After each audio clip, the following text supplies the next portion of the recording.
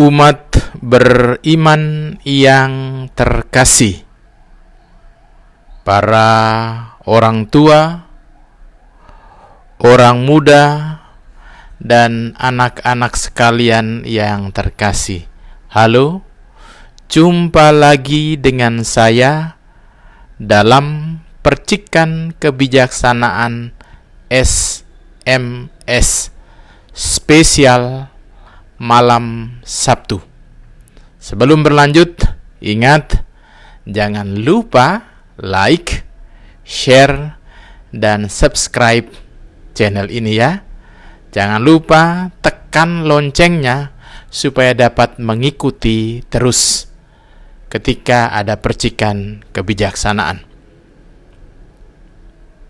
Ada sebuah kapal yang karam di tengah laut karena diterjang badai ombak.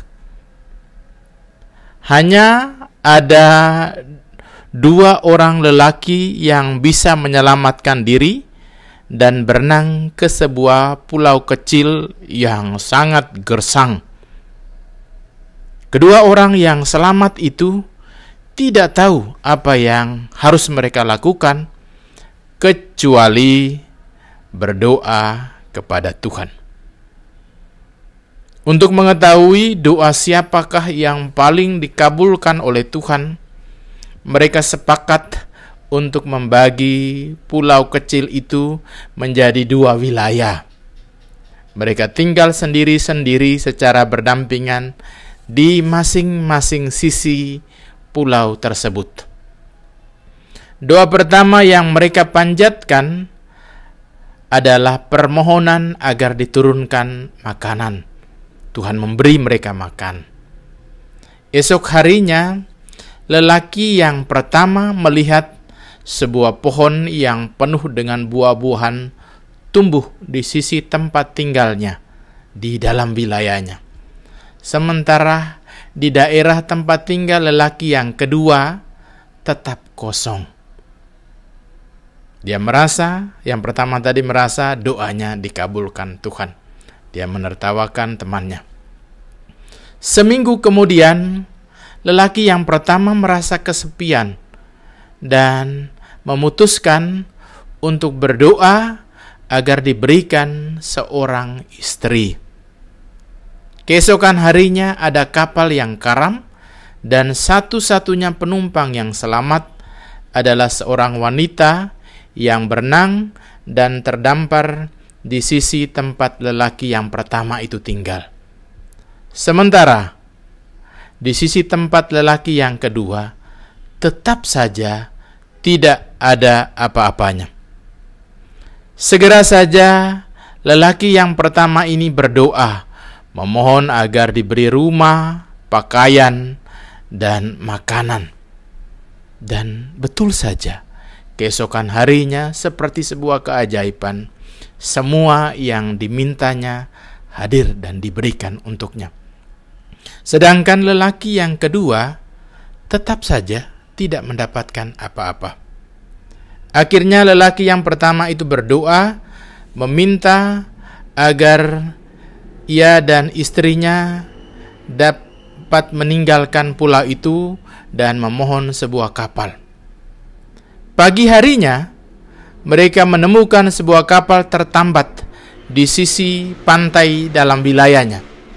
Segera saja lelaki pertama dan istrinya naik ke atas kapal itu dan siap-siap berlayar untuk meninggalkan pulau itu.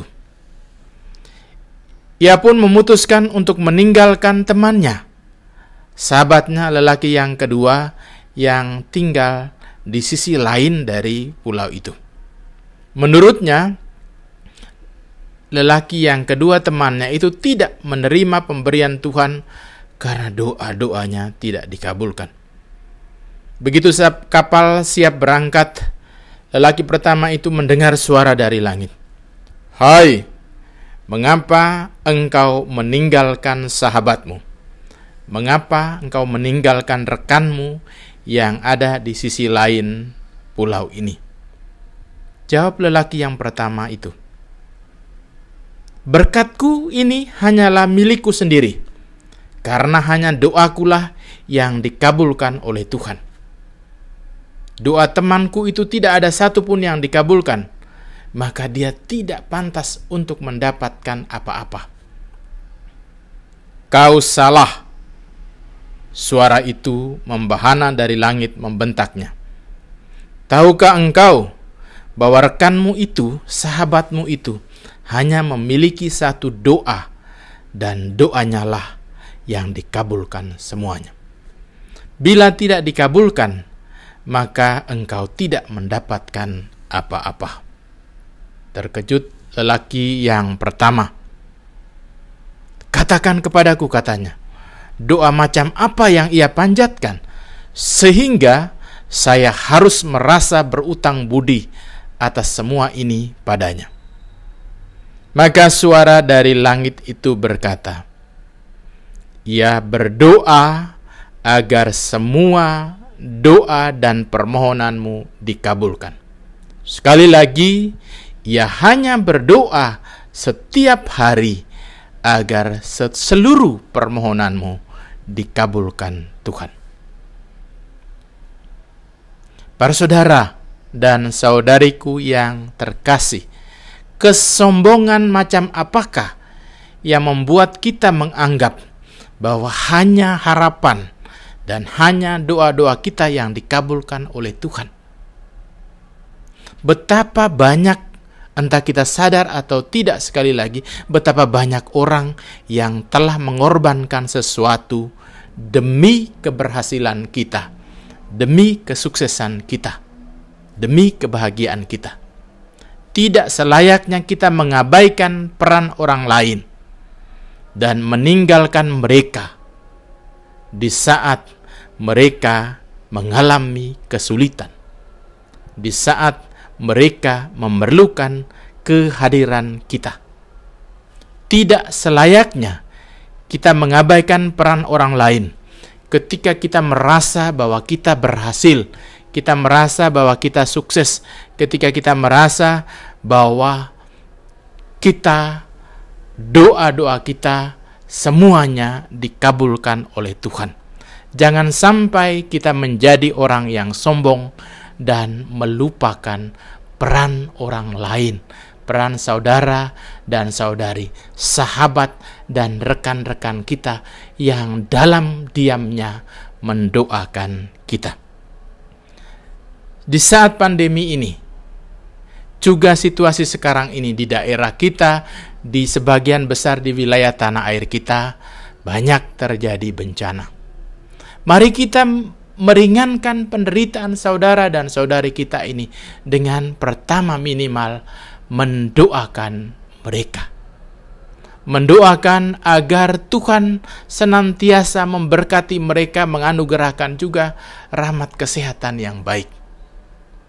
Dan kalaupun kita memiliki sesuatu yang berkelebihan, mari kita bagikan, mari kita berikan sedikit untuk mengurangi penderitaan dan kesulitan sesama kita. Para saudara dan saudari yang terkasih, jadilah sahabat, jadilah saudara bagi siapapun, apapun situasi yang kita alami dan mereka alami, baik di saat bahagia maupun di saat kesulitan dan derita serta sakit yang melanda mereka. Ingat, Tuhanlah yang mengabulkan doa-doa kita. Tuhanlah yang mengabulkan doa-doa mereka. Doa yang disampaikan dengan ketulusan hati pasti akan didengarkan oleh Tuhan. Doa yang disampaikan untuk kebaikan orang lain pasti akan didengarkan oleh Tuhan. Tetap semangat, jadilah saudara dan sahabat bagi siapapun. Salam sehat dan jangan lupa bahagia. Tuhan Yesus memberkati kita semua. Amin.